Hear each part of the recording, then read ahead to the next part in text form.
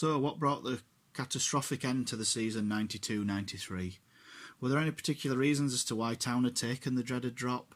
No doubt everyone around at the time still had their own opinion, but the fairest view came from Evening Courier sports writer Pete Barrow, who in the Courier on the 10th of May published 10 reasons why the Shaymen were relegated. Number 1, poor home form throughout the season. Just 3 wins in 23 starts gave them the worst home record of all the divisions for the Football League. Number 2, the failure to find a regular goal scorer. Injuries undeniably played a part in denying Town their first choice front-runners, but the decision to sell Ian Thompson to Scunthorpe on deadline day was questionable to say the least. In the final 3 games, when the Shaymen needed goals more than ever, they failed to score any. Number 3, the legacy of changing managers over the last 4 seasons. After Billy Ayres' departure, Jim McCalliog set about dismantling Ayres' set-up, and then John McGrath overhauled what McCalliog had done.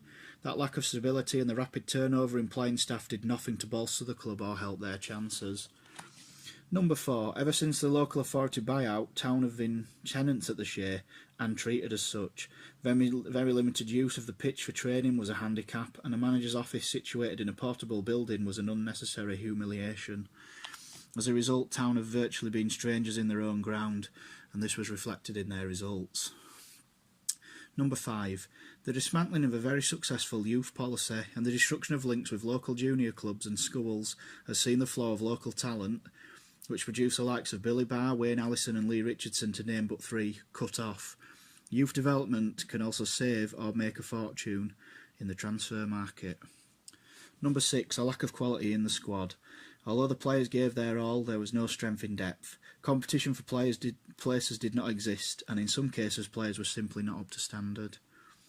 Number 7, at the transfer deadline just 6 weeks ago, Town appeared to opt for financial survival, leading to scorer Ian Thompson being sold, his fee ensuring the side reached the season's end.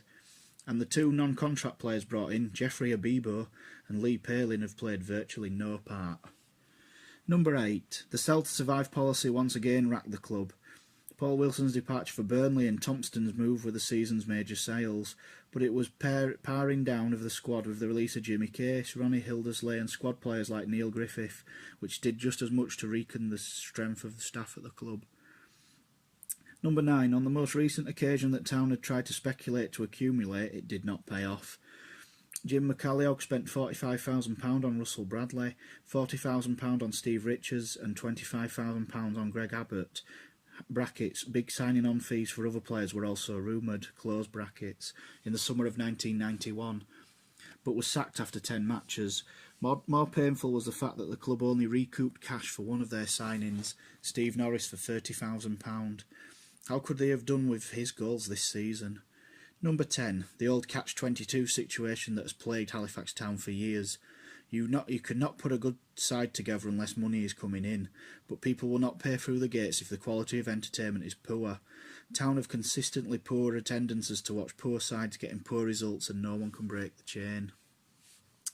The question now on every fan's lips was, what would Town do about getting back the following season? Within days, the board announced that the club would stay full-time in an attempt to bounce straight back, but already many league clubs were sniffing around the Shay, hoping to pick up good young players at bargain prices. The then vice-chairman, David Greenwood, went on record as saying that no player would be nicked by any other club, and that Town were determined to hang on to their best players. Unfortunately, his stance was undermined by several requests for transfers from some of the players who wanted to get league football, initially Lee Bracey, Chris Luchetti and Jason Peake. Much was said and written during the first couple of weeks of May, much of it full of optimism, and it seemed that most of Halifax believed Town would make it back at the first attempt.